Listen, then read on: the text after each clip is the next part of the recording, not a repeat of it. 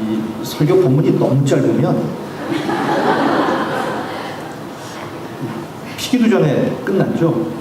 예. 자, 너무나 잘 아시는 말씀인지라 제가 다시 한번 읽겠습니다. 온유한 자는 복이 있나니 그들이 땅을 기업으로 받을 것이며.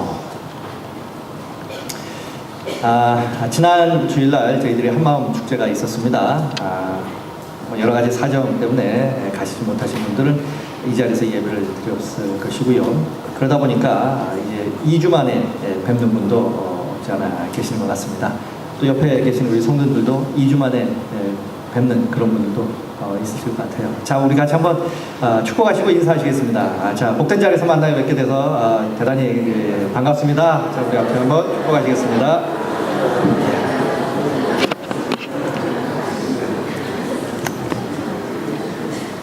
자, 이제 여름 막바지고요. 또 가만 보니까 이번 지난주가 또 광복절이 있어서 또 휴가 이제 또 막바지가 아닌가 싶습니다. 마지막까지 여름 건강하게 잘 보내시도록 또 계속해서 기도하도록 하겠습니다.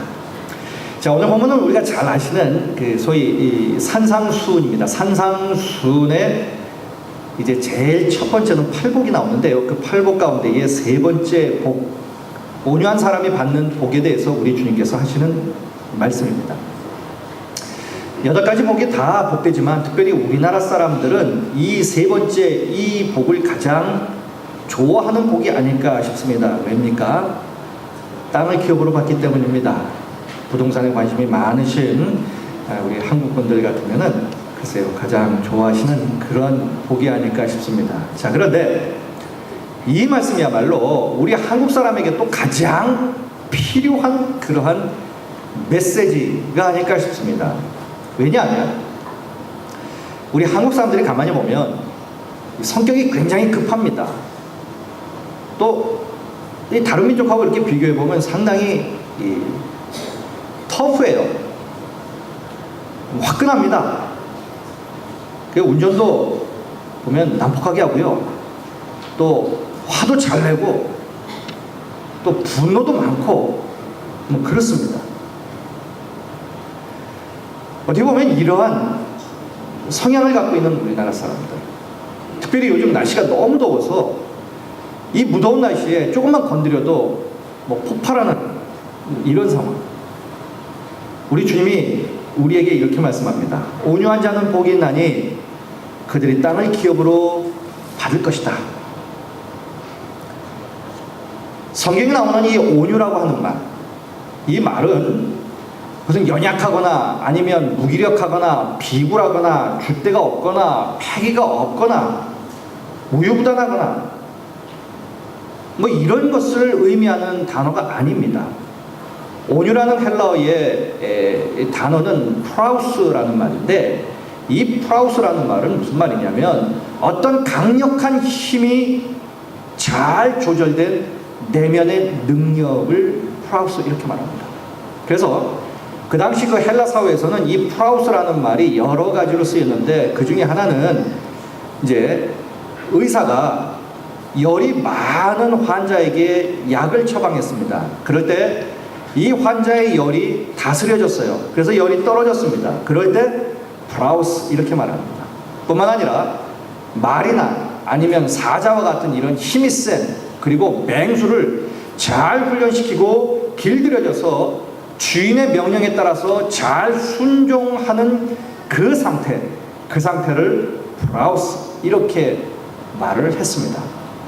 자, 그렇기 때문에 성경에서 말하는 이 온유한 성품이라고 하는 것은 주체성이 없거나 무골호인이나 아니면은 줏대가 없거나 우유부단하거나 이런 상태, 연약하거나 이런 상태가 아니라 강한 통제 아래서 억제된 그 어떤 힘과 능력, 이것을 말합니다. 그렇기 때문에 온유라고 하는 말은 약하다라고 하는 말이 아닙니다.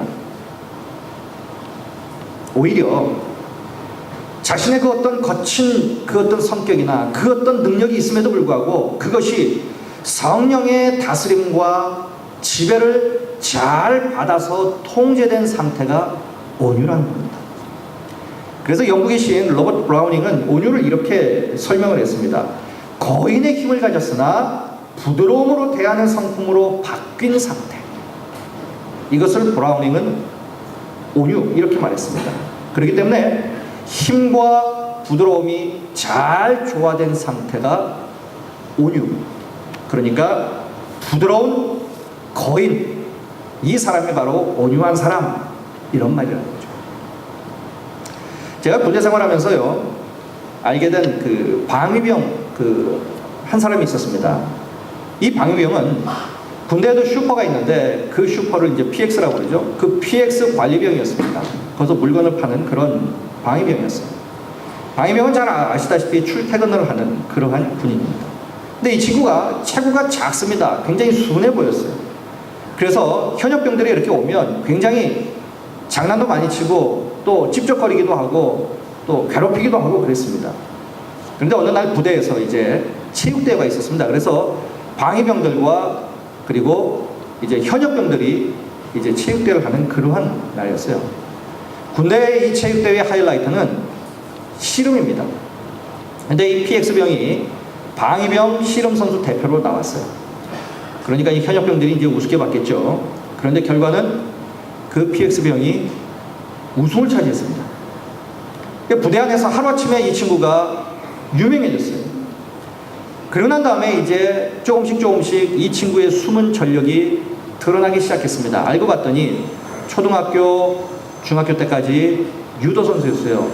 그리고 이제 운동을 하다 보니까 이제 좀 주먹개나 쓰는 이런 친구들하고 이제 어울렸던 모양이에요. 그러다 보니까 고등학교를 다 졸업하지 못했습니다.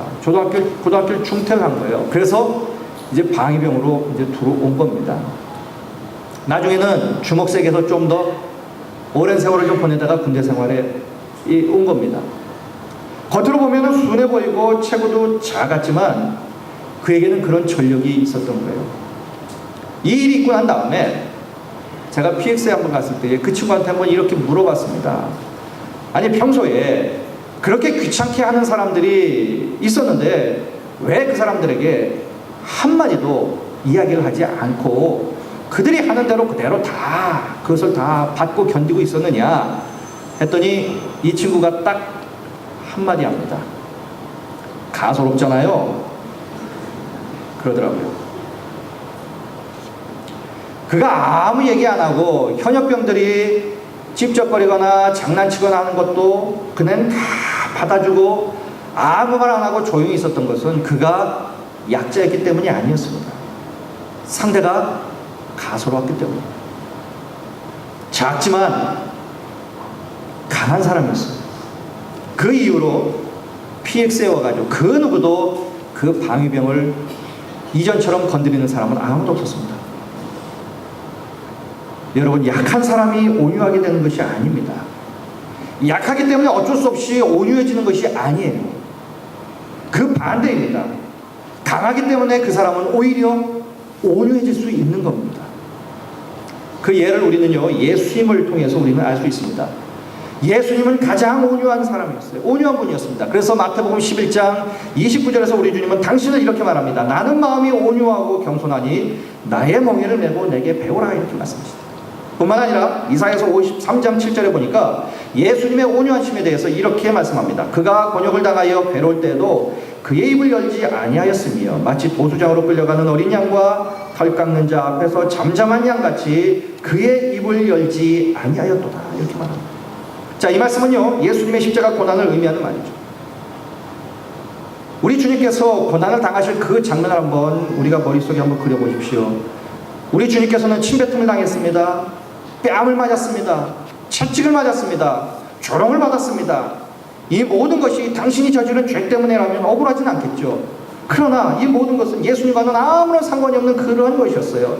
예수님을 때리고 조롱하던 죄인들 때문이었고요. 바로 우리들의 죄 때문입니다. 너무나 억울한 고난이죠.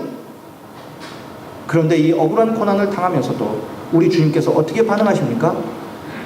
아무런 반응을 보이지 아니하십니다. 일체 대응을 하지 않아요. 일체 아무런 말을 하지 않습니다. 그렇게 처절한 고난을 당하면서도 우리 예수님은 정말 문자 그대로 덜 깎는 자 앞에서 잠잠한 어린 양처럼 아무 말 하지 아니하고 그냥 묵묵히 계시고 그 모든 고난을 다 온몸으로 받으신 거예요. 이것이 바로 예수님의 온유였어요.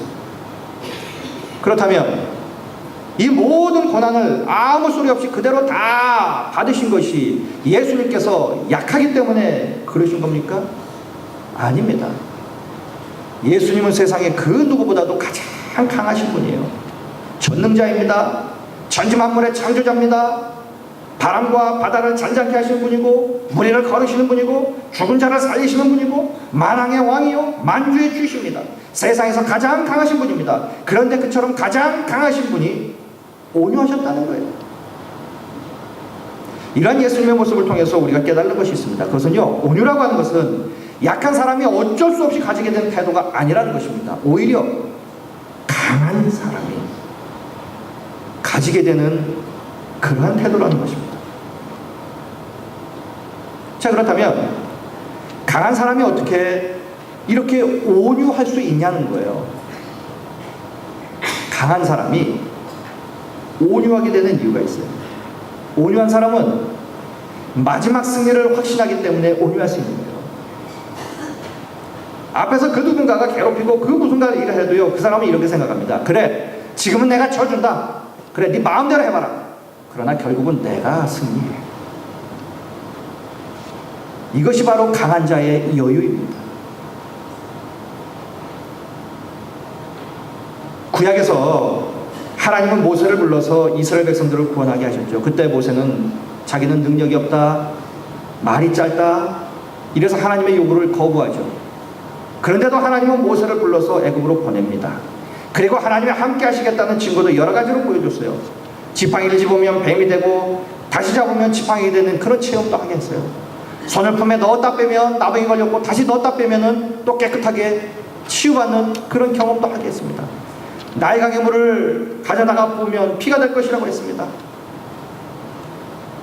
이 여러 가지 증거를 이제 그가 받고 이 모세가 지팡이를 손에 잡고 바로 앞에 갑니다.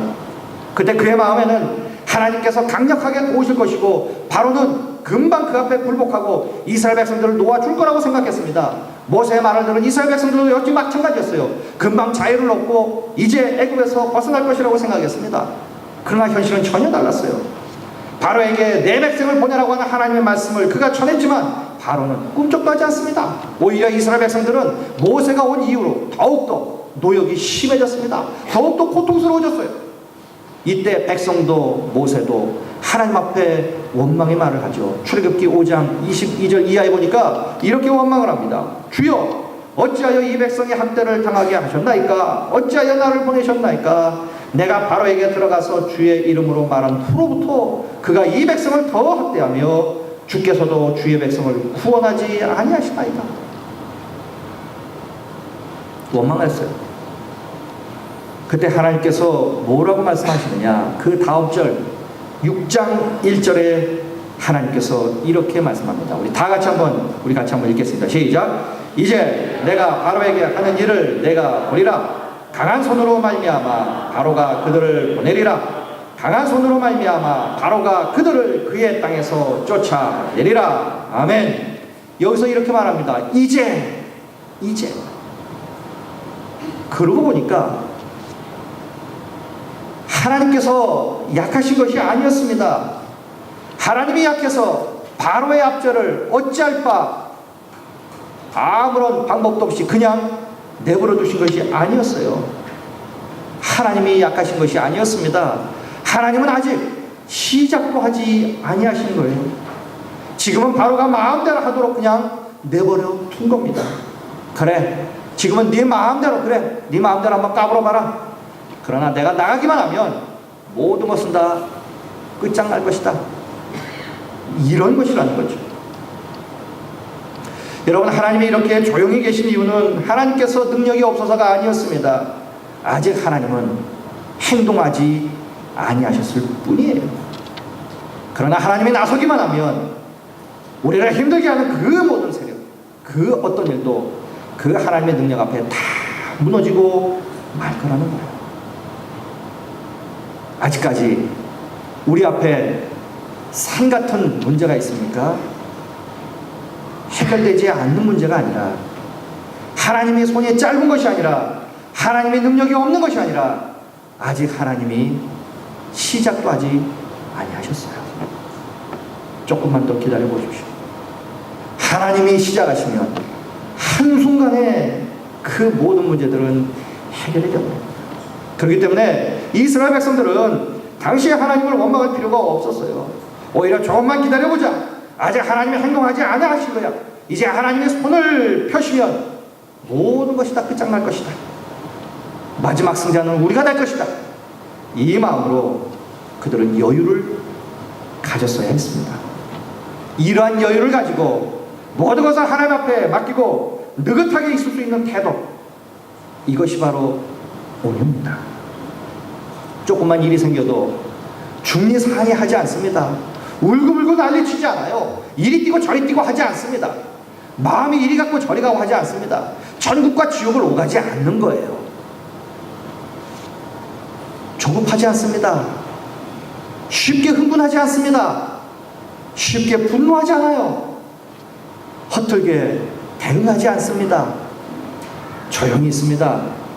그 어떤 문제 앞에도 평정심을 잃지 않습니다. 왜입니까? 믿는 구석이 있기 때문에 그래요. 믿는 구석. 그렇기 때문에 성도는요, 어떤 크기의 위기라도 그 위기 앞에서도 태산처럼 있는 거예요. 흔들리지 않냐고. 이것이 바로 온유입니다. 사랑하는 성도 여러분, 우리 역시 이렇게 온유에 능한 자들 다 되시길 주님의 이름으로 간절히 축원드리겠습니다. 자, 그렇다면 이 온유한 사람이 받는 복이 무엇입니까? 우리 예수님은 이렇게 말씀하시죠. 땅을 기업으로 얻을 것이다. 당하기만 하는 것처럼 보이는 사람이 나중에는 승리자가 되어서 땅을 기업으로 받을 것이라는 거예요. 이 말씀이 구약에도 나옵니다. 시편 37편 11절에 보니까 그러나 온유한 자들은 땅을 차지하며 풍성한 화평으로 즐거워하리로다, 이렇게 말씀합니다. 자, 그렇다면 성경에서 이 온유함으로 말미암아 땅을 차지했던 대표적인 사람이 누구냐? 저는 다윗을 꼽고 싶습니다. 다윗이 바로 대표적인 사람이에요. 다윗은 사울 왕에 비해서 약자였어요. 다윗은 쫓기는 신세였고 사울은 왕이었기 때문입니다. 사울은 다윗을 죽이려고 했고 다윗은 늘 쫓겨 다니고 피해 다녔습니다. 사실 이런 고통은 그에게 너무나 억울한 일이었어요. 왜냐하면 다윗은 그동안 사울 왕을 위해서 최선을 다해서 충성을 했습니다. 전쟁터에서 자기 목숨을 걸고 사울을 위해 싸웠습니다. 그런데도 사울은 다윗을 죽이려고 합니다. 이런 상황에서 다윗이 사울을 해친다 하더라도 그 누구도 뭐라고 탓하지 않을 것이에요. 자, 그러던 차에 드디어 다윗에게 기회가 왔습니다. 어느 날 사울이 피곤하여서 동굴 속에서 잠을 자고 있죠. 그때 다윗은 그를 죽일 수 있었습니다. 가만히 있자 다윗의 부하가 오히려 단칼에 그를 죽이겠다고 나섭니다. 그러자 다윗은 그 부하를 만류합니다. 이유는 하나님이 세우신 사람을 우리가 임의대로 해할 수 없다는 것이었어요. 사울을 제거하고 왕이 될 수 있는 초로의 키위였습니다. 백성들의 여론이 그에게 있었어요. 사울은 천천히요, 다윗은 만만이라. 다윗이 분기를 일으키면 그를 따를 많은 백성들이 있었습니다. 왕이 될 수 있는 초로의 키위였어요. 그러나 다윗은 그렇게 하지 아니했습니다. 그 이유는 다윗은 온유한 자였기 때문에. 이 온유라고 하는 것, 자기 힘으로 하는 것이 아니었다는 거예요. 하나님께 온전히 맡긴 거예요. 그럼 이러한 다윗이 온유한 삶을 살게 된 결과가 무엇입니까? 온유한 자가 땅을 기업으로 받는 복, 이것이 그의 삶에 그대로 임했습니다. 그래서 다윗은 드디어 왕이 됩니다.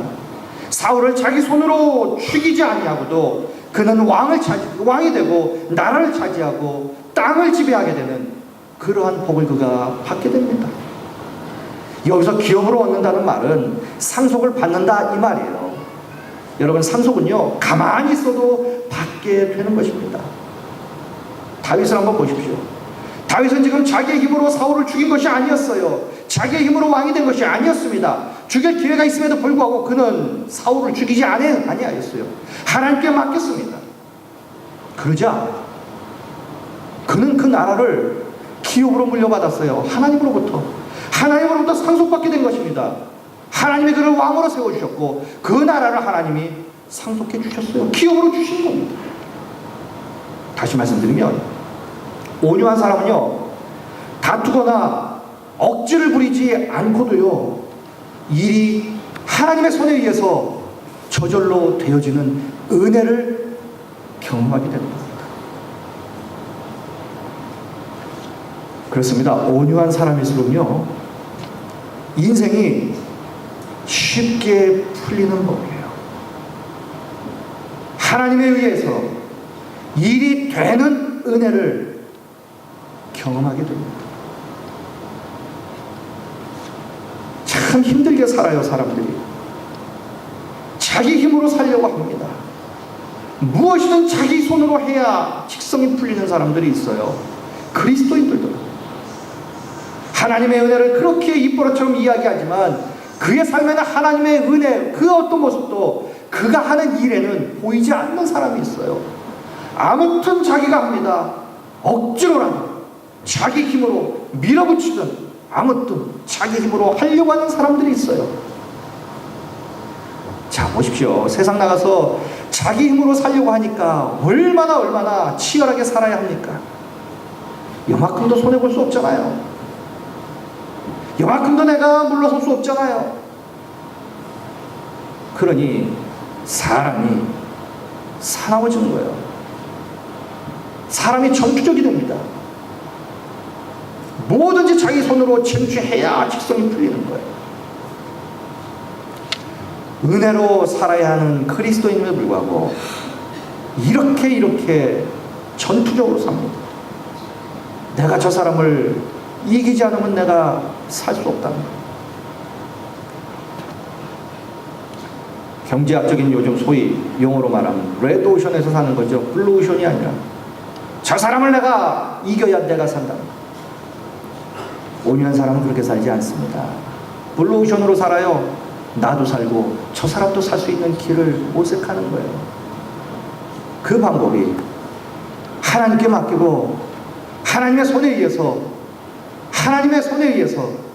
일이 되어지는 삶을 사는 거예요. 내가 억지로 어거지로 짜맞추고 끼워 맞춰서 전투적으로 그렇게 사는 것이 아니라 은혜로 사는 거라는 거죠. 그렇습니다.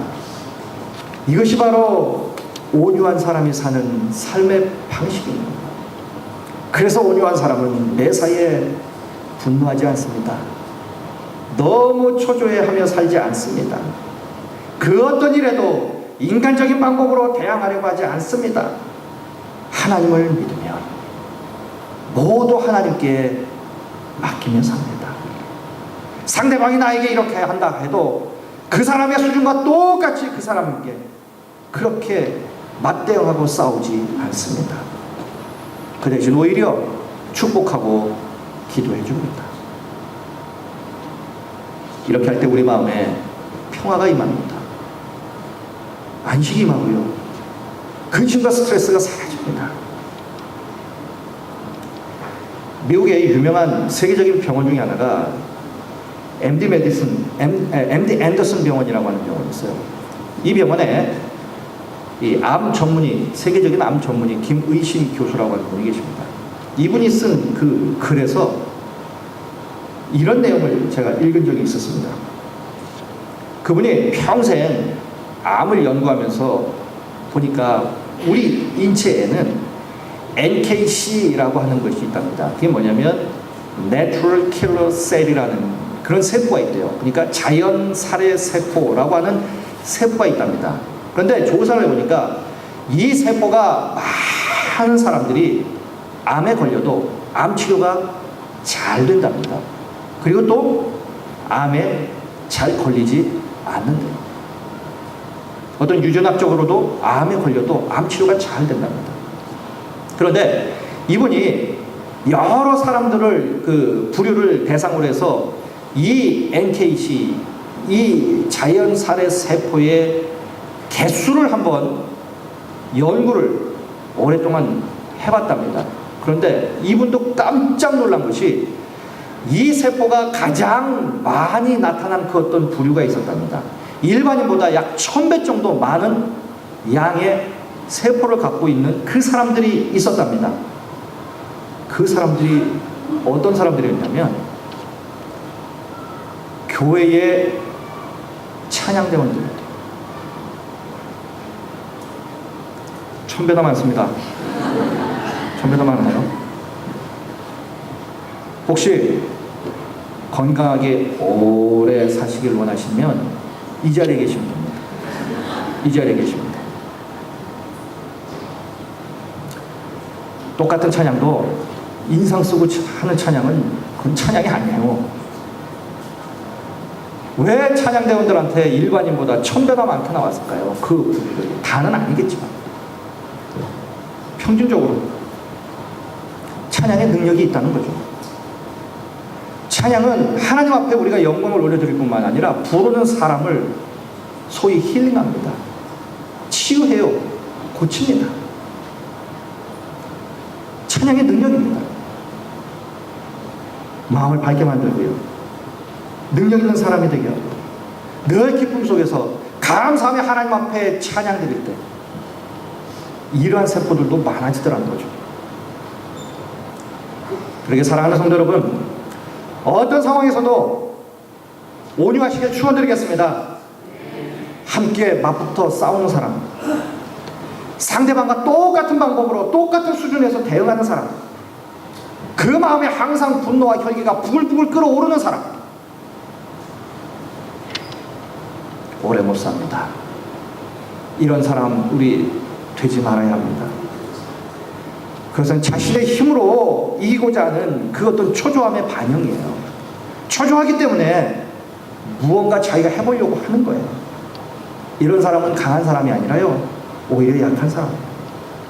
목소리 크고 강해 보이지만 이런 사람은 오히려 약한 사람입니다. 오히려 강한 사람은 어떤 사람입니까?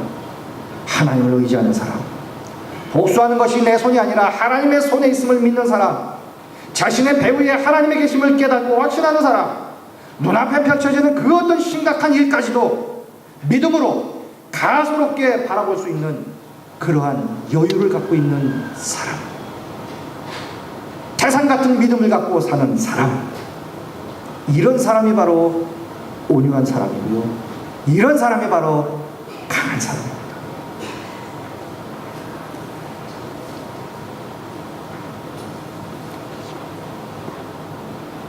환경을 보면 그 환경에 우리가 시시때때로 반응하게 됩니다.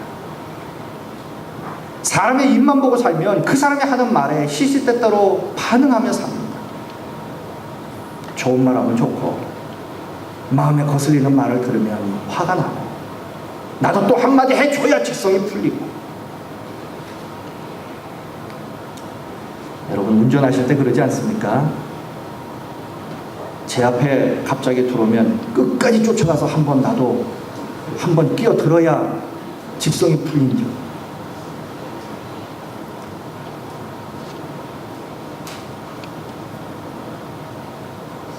이런 사람이 강자가 아닙니다.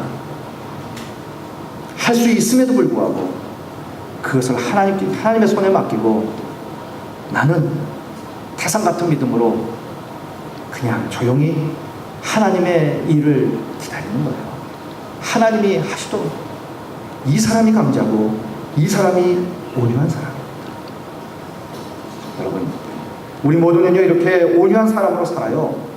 무슨 일이든 내 힘으로 억지로 이루며 살려고 하지 말고요, 하나님에 의해서 만들어지고 하나님의 뜻에 따라 하나님의 손에 의해서 우리의 일이 척척척 진행되어지는 이 은혜를 누리며 사시기를 주님의 이름으로 간절히 축원드리겠습니다.